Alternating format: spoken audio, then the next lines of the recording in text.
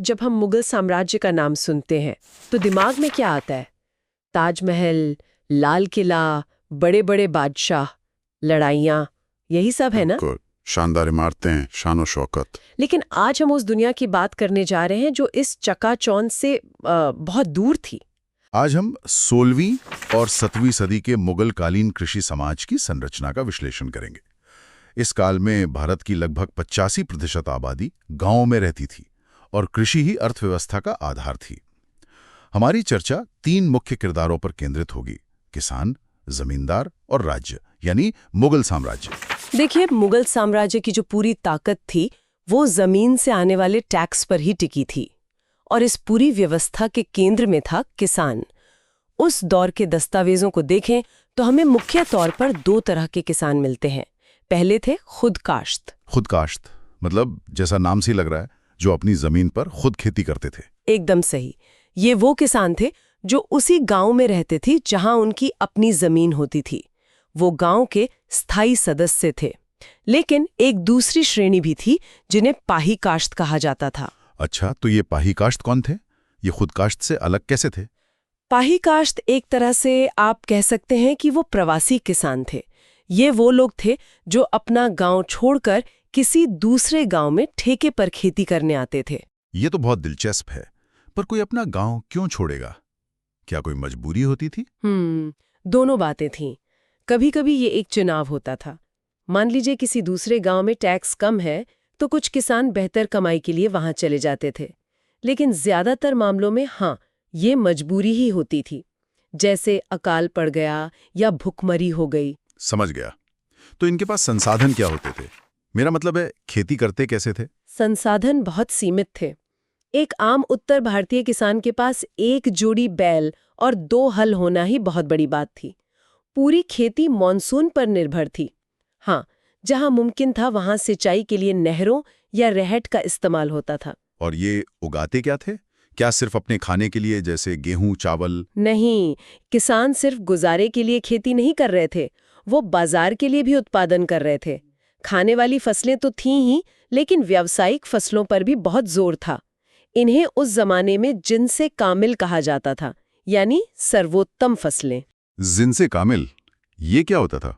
कौन सी फसलें थी इसमें? इसमें मुख्य रूप से कपास और गन्ना आता था। और मजे की बात यह है कि मुगल राज्य खुद किसानों को ऐसी फसलें उगाने के लिए प्रोत्साहित करता था। राज्य ऐसा क्यों करता था? क्योंकि जिनसे कामिल से राज्य को ज्यादा टैक्स मिलता था, और वो भी नकद में। साम्राज्य को अपनी सेना और अधिकारियों के लिए कैश चाहिए होता था। ठीक है, तो ये तो हुई किसान की बात। पर गांव की अपनी व्यवस्था कैसी थी? उसे चलाता कौन था? गांव को चलाने वाली सबसे बड़ी संस्था थी पंचायत। इसमें गांव के बड़े बुजुर्ग शामिल होते थे। तो ये पंचायत करती क्या थी? पंचायत गांव के झगड़े सुलझाती थी। ये भी देखती थी कि विवाह जाति के नियमों के अनुसार हो। नियम तोड़ने वालों पर जुर्माना लगाया जाता था या कभी-कभी उन्हें समुदाय से निकाल भी दिया जाता था। यानी पंचायत के पास काफी ताकत थी। और इसका कोई मुखिया भी होता होगा? पंचायत के प्रधान को मुखिया कहते थे, जिसे मुकद्दम या मंडल भी कहा जाता था। उसका चुनाव गांव के बुजुर्गों की सहमति से होता था। मुखिया का मुख्य काम था पटवारी की मदद से गांव की आमदनी और खर्चे का हिसाब रखना। इस पूरी व्यवस्था में महिलाओं की क्या भूमिका थी? क्या वह सिर्फ घर तक ही सीमित थीं? बिल्कुल नहीं। कृषि समाज में महिलाएं उत्पादन की प्रक्रिया का एक बहुत जरूरी हिस्सा थीं। पुरुष अगर हल चलाते थे तो बुआई, निराई और फसल काटने जैसे सारे जरूरी काम महिलाएं ही करती थी। मतलब खेतों में वो बराबर की भागीदार थीं। और खेतों के अलावा भी बहुत कुछ। सूत काटना, मिट्टी के बर्तन बनाना, कपड़ों पर कढ़ाई करना, ये सब महिलाएं ही करती थीं। वे बाजारों में सामान बेचने भी जाती थीं। ये तो कमाल है। लेकिन क्या उन्हें कोई अधिकार भी हासिल थे, खासकर संपत्ति को लेके? समाज बेशक पुरुष प्रधान था, लेकिन महिलाओं को संपत्ति का अधिकार था। पंजाब में विधवा महिलाएं जमीन के विक्रेता के रूप में सक्रिय थीं, और बंगाल में तो हमें महिला जमींदार भी मिलती हैं। महिला जमींदार? ये तो अविश्वसनीय है। ये उदाहरण दिखाते हैं कि महिलाओं की सामाजिक और आर्थिक हैसियत जगह और समुदाय के हिसाब से अलग-अलग थे। ये तो हुई बसे हुए गांवों की बात। लेकिन भारत का एक बहुत बड़ा हिस्सा जंगलों से ढका था। उन जंगलों में रहने वाले लोगों का क्या? जंगलों में रहने वाले लोगों को फारसी स्रोतों में जंगली कहा गया है, पर इसका मतलब असभ्य नहीं है। ये बस बताता है कि उनकी रोजी रोटी जंगल से चलती थी। वो शिकार करते थे, स्थानांतरीय खेती करते थे और जंगल के उत्पाद इकट्ठा करते थे। जंगल के उत्पाद जैसे कि? जैसे शहद, मोम और लाख। इन चीजों का वो बसे हुए गांवों के साथ व्यापार करते थे। और राज्य यानी मुगल सल्तनत इन जंगलों को किस नजर से देखती थी? दोनों तरह से। जंगल अक्सर विद्रोहियों के छिपने की जगह बन जाते थे, जिसे मवास भा जाता था, तो ये एक खतरा थे। लेकिन सेना के लिए हाथी भी इन्हीं जंगलों से पकड़े जाते थे, तो ये एक जरूरी संसाधन भी थे। ठीक है, अब बात करते गांव के सबसे शक्तिशाली वर्ग की, जमींदार। ये कौन थे? जमींदार ऊंची हैसियत वाले लोग थे जिनकी आय खेती से थी, पर वे खुद खेती नहीं करते थे। वो अक्सर ऊंची जाति के होते थे। तो उनकी ताकत का स्रोत क्या था? उनकी ताकत के कई स्रोत थे। एक उनकी जाति, दूसरा उनकी बड़ी व्यक्तिगत जमीनें जिन्हें मिल्कियत कहते थे, लेकिन उनकी सबसे बड़ी ताकत थी उनकी सैनिक शक्ति। अपनी सैनिक शक्ति मतलब जमींदारों की अपनी फौज होती थी? बिल्कुल।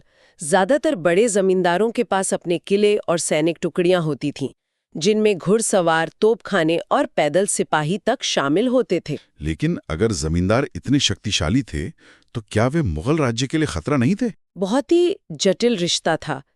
एक तरफ जमींदार राज्य के लिए कर वसूलते थे, लेकिन दूसरी तरफ अपनी सैनिक ताकत के बल पर वो अक्सर राज्य के खिलाफ बगावत भी कर देते थे। किसानों के कई विद्रोहों में तो जमींदारों ने ही उनका नेतृत्व किया। तो इस सब के ऊपर था मुगल राज्य। वो इस व्यवस्था को कैसे चलाता था? जैसा मैंने शुरू में कहा, साम्राज्य की आय का सबसे बड़ा जरिया भू राजस्व ही था।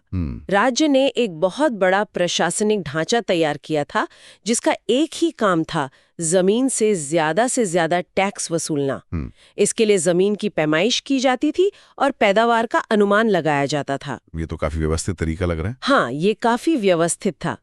अकबर के काल में जमीन को उसकी उर्वरता के आधार पर 4 श्रेणियों में बांटा गया था: पोलज, परौती, चचर और बंजर। पोलज और बंजर तो साफ है, लेकिन ये परौती और चचर में क्या फर्क था?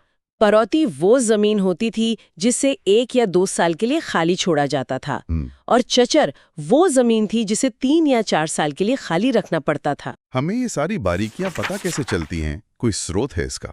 हाँ, इस दौर की ज्यादातर जानकारी हमें अबुल फजल की लिखी किताब आईने अकबरी से मिलती है। इसे आप मुगल साम्राज्य का एक विस्तृत गजेटियर समझ सकते हैं। तो ये इतिहासकारों के लिए एक खजाना है, लेकिन इसकी भी अपनी कुछ सीमाएं या कह सकते हैं पक्षपात होंगे। आपने बिल्कुल सही पकड़ा। आईने अकबरी की सबसे बड़ी सीमा यही है कि ये केंद्र का दृष्टिकोण देती है। ये हमें ये नहीं बताती कि एक आम किसान क्या सोच रहा था।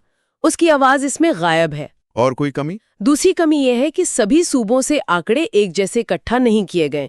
जैसे बंगाल और उड़ीसा के जमींदारों की जातियों की जानकारी नहीं मिलती, और इसके संख्यात्मक आंकड़ों के जोड़ में कई छोटी मोटी गलतियां भी पाई गई हैं। लेकिन इन कमियों के बावजूद ये अपने समय का एक अनूठा और अमूल्य दस्तावेज है। तो कुल मिलाकर 16वीं 17वीं शताब्दी का ग्रामीण भारत एक बहुत ही जटिल दुनिया थी। यहाँ किसान, पंचायत, जमींदार और राज्य, ये सब एक दूसरे से सहयोग, प्रतियोगिता और संघर्ष के एक धागे में बंधे हुए थे।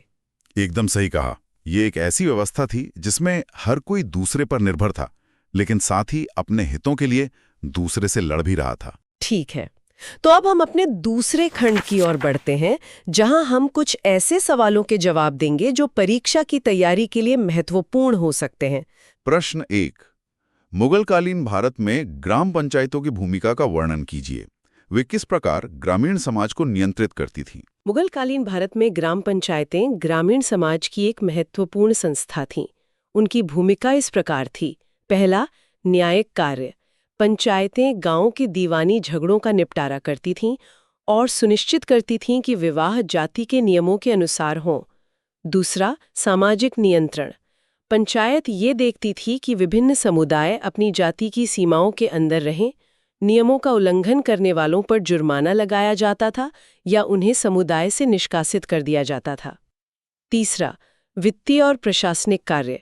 मुखिया की देखरेख में पंचायत गांव के आम खजाने का हिसाब रखती थी, जिसका उपयोग कर अधिकारियों की खातिरदारी करने और प्राकृतिक आपदाओं से निपटने के लिए होता था। और चौथा, सामुदायिक कार्य। पंचायत छोटे-मोटे बांध बनाने और नहरें खोदने जैसे सामुदायिक कार्यों की जिम्मेदारी लेती थी। इस प्रकार पंचायतें जुर्माना लगाकर और सामाजिक नियमों को लागू करके ग्रामीण समाज पर नियंत्रण रखती थीं। प्रश्न 2। आईन अकबरी को मुगलकालीन कृषि इतिहास के एक प्रमुख स्रोत के रूप में क्यों माना जाता है? इसकी कुछ सीमाएं क्या हैं? अबुल फजल द्वारा लिखित आईन अकबरी को मुगलकालीन कृषि इतिहास का एक प्रमुख स्रोत माना जाता है। इसके महत्व के कुछ बिंदु हैं। यह प्रशासन, राजस्व दरों और कृषि से जुड़े विस्तृत आंकड़े प्रदान करती है। इसमें विभिन्न प्रांतों में उगाई जाने वाली फसलों की सूची है। इससे जमीन के वर्गीकरण और राजस्व निर्धारण की प्रणाली की जानकारी मिलती है।